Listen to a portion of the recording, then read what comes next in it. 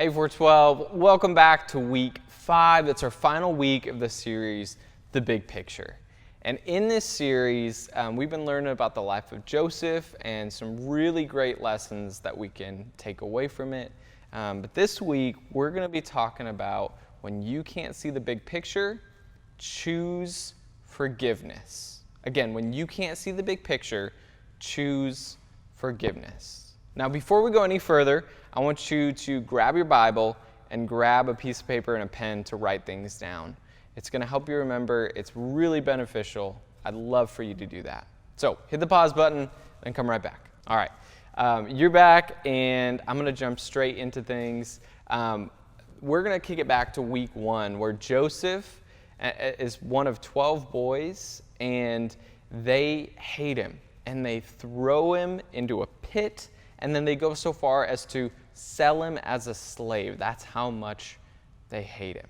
Now, I don't know about you. I grew up with 5 brothers, and they didn't hate me, but I tell you what, we sure loved to wrestle and to rough each other up.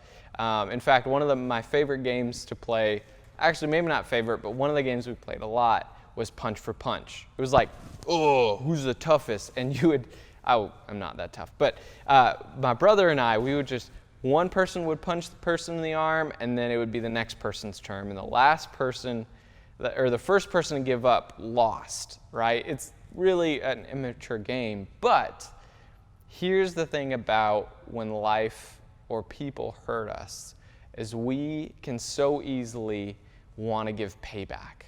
All right, you hurt me, it's my turn. I'm going to get you right back. You talked about me, I'm going to talk about you right back. You did this, I'll do it right back to you. And that's one of our reactions that you may find yourself in, payback. But there's also 2 more reactions that you may find yourself in. One is a passive reaction, or 2, I guess, would be a passive reaction. Maybe you're not getting payback, but you're going to treat that person so cold because you want them to know, hey, it's not good between us. It's not okay. I'm going to roll my eyes at you. I'm going to talk about you.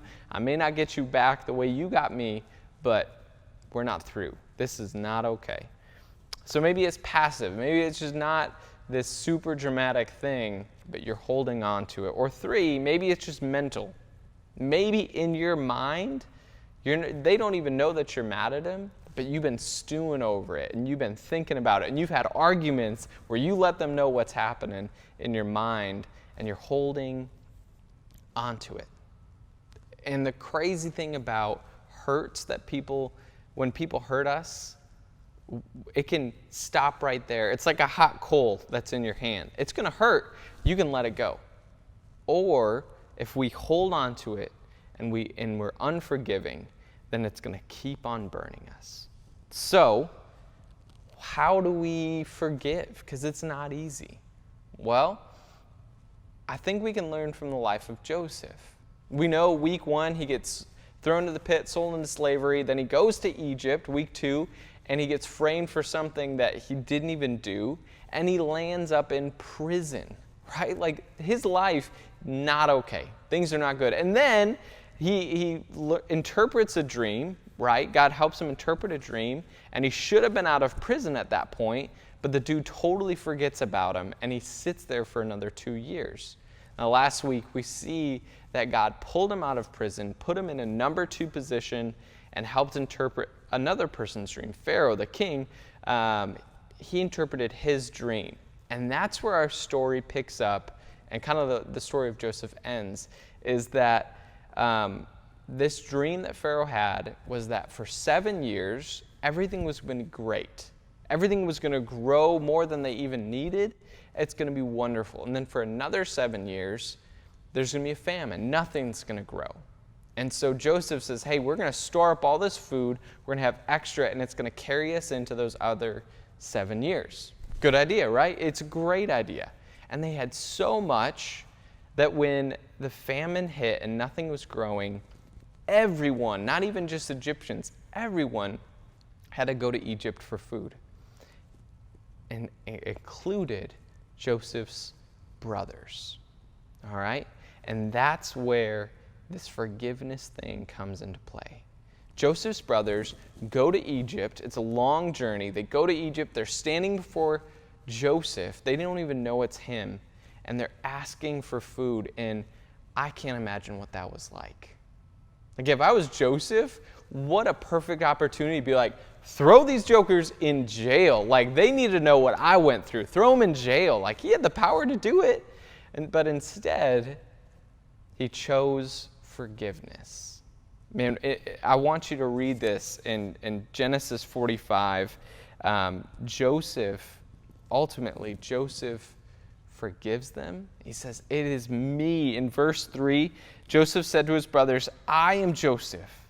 Is my father still living?" But his brothers were so scared they couldn't even answer. And then verse 4, then Joseph said to his brothers, "Come close to me." When they had done so, he said, "I'm your brother Joseph, the one you sold into Egypt. And now, do not be distressed. Don't worry. Don't be angry with yourselves for selling me here, because it was to save lives that God sent me here." Ultimately, he's forgiving them. Whoa. That's a big deal. Forgiving his brothers even though they hurt him so bad. So, how do we do that? Well, I don't think anyone of us has been sold into slavery from their brothers, but little things. I want you to, number one, I want you to start small. Maybe it's they took the last of the cereal that they knew you wanted, right? Or they said that thing that it just bugs you, it gets under your skin. Start small. Forgive them. Don't let it grow into anything else. Number two, I want you to forgive first. I think in arguments, I'm always the one who wants whoever I'm in an argument with or whoever hurt me, I want them to come to me and ask for forgiveness. I don't want to do it first. But we get to forgive first. And man, it is so worth it. I challenge you to do that. And number three, I want us to pursue forgiveness. I want you to think of anyone that maybe you don't talk to anymore because things got rough or they hurt you or they said something. I want you to pursue forgiveness in that situation. And when we do that, we build a bridge for others instead of burning a bridge down. And ultimately, we forgive because God has forgiven us first. Guys, I want you to have freedom, and there's freedom that is found in forgiveness. So, when you can't see the big picture, choose forgiveness. I can't wait to see you next week where we learn to open our Bibles and read them. It's going to be amazing. See ya.